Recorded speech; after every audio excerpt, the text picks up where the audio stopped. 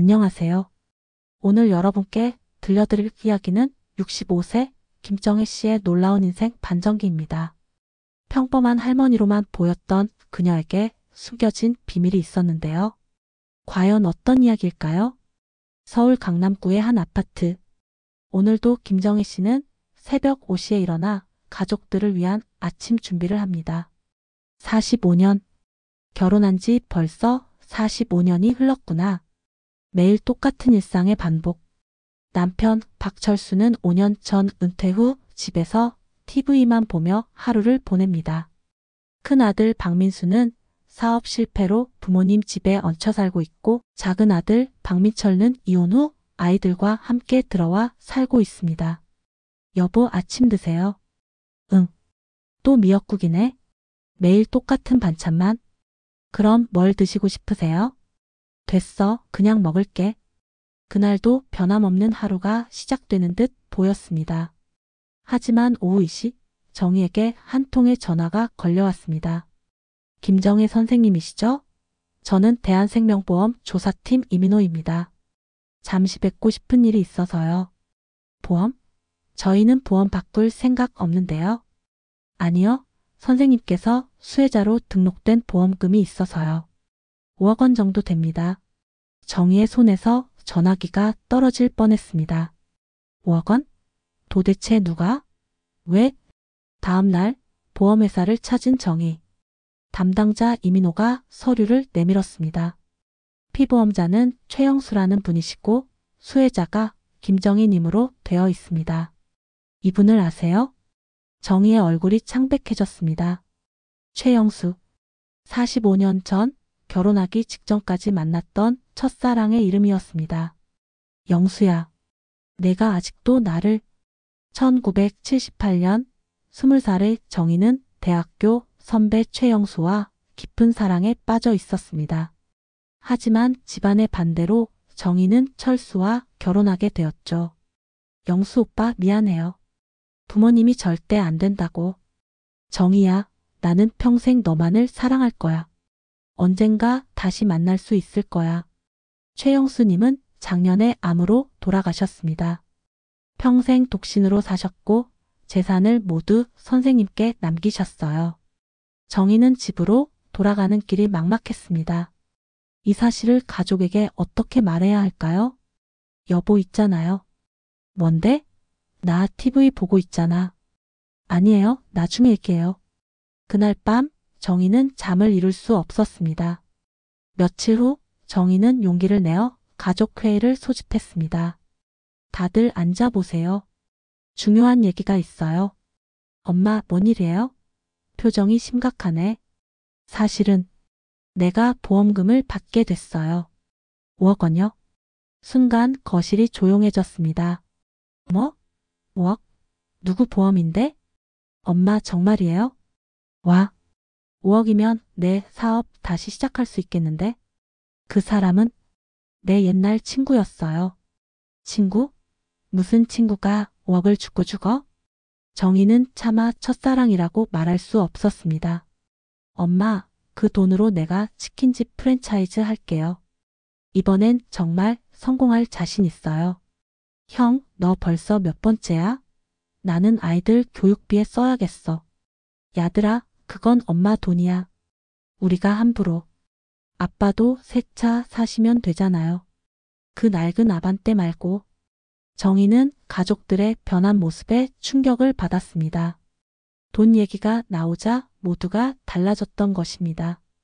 보험금을 받은 지 일주일 후 정희는 우연히 큰 아들 민수의 전화 통화를 듣게 되었습니다. 응, 엄마가 돈 생겼어. 5억. 그래, 이번엔 진짜야. 내가 잘 구슬러서 받아낼게. 뭐? 엄마 목? 하하, 어차피 나중엔 다 우리 거 아니야? 정희의 마음에 큰 상처가 났습니다. 하지만 더 충격적인 사실이 기다리고 있었습니다. 그날 저녁 남편 철수가 외출한 사이 정희는 청소를 하다가 철수의 서랍에서 이상한 서류를 발견했습니다. 이게 뭐지? 대출 서류? 남편이 집을 담보로 3억 원을 대출받았고 매월 이자만 200만 원씩 나가고 있었던 것입니다. 그런데 가족들은 아무도 모르고 있었습니다. 여보, 들어오셨어요? 응. 정희야, 사실 할 말이 있어. 저도 할 말이 있어요. 이게 뭐예요? 서류를 내밀며 철수의 얼굴이 흑빛으로 변했습니다. 그게 민수 사업 자금 때문에 3억 원을 저한테 말도 없이? 미안해. 이번엔 정말 성공할 줄 알았어. 그런데 또 망하고. 정희는 이제 이해했습니다. 왜 가족들이 보험금에 그렇게 관심을 보이는지. 며칠 후 보험회사에서 정희에게 최영수가 남긴 편지 봉투를 전달했습니다. 편지 읽는 소리. 사랑하는 정희야.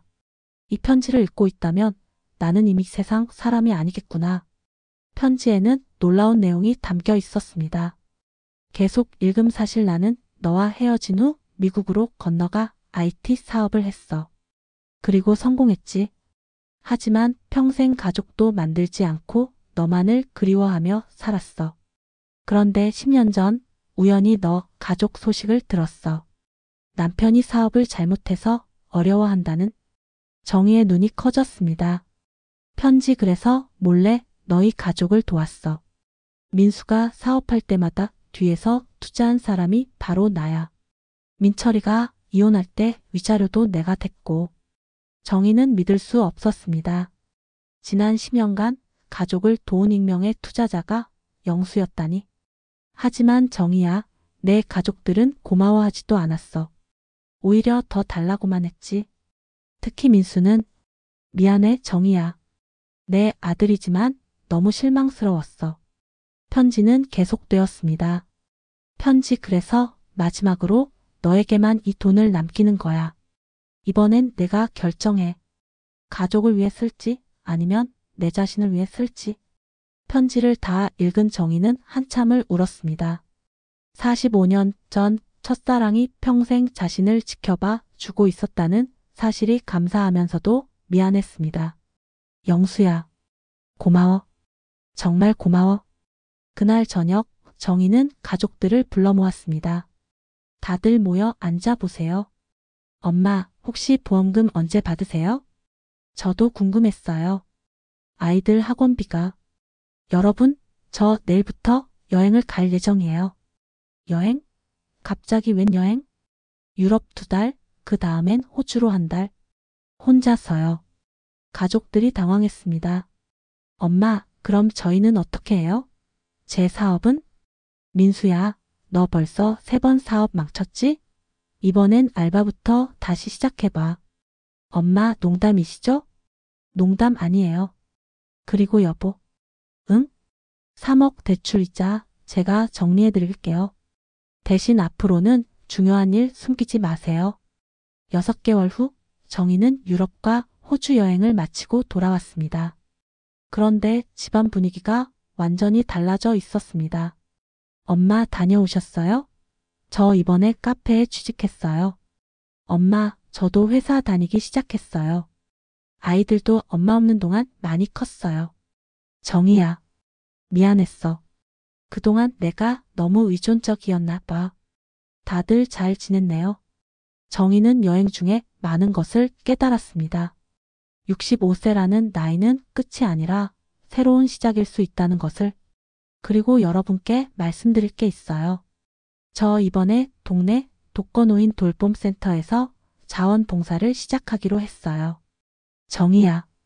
그리고 남은 보험금으로는 여성창업지원재단을 만들 거예요. 제2의 인생을 시작하려는 분들을 위해서요. 가족들은 놀라면서도 정희의 결심을 지지해 주었습니다. 엄마, 제가 도와드릴게요. 저도요. 1년 후 김정희 씨는 새출발 여성재단의 이사장으로 활동하고 있습니다.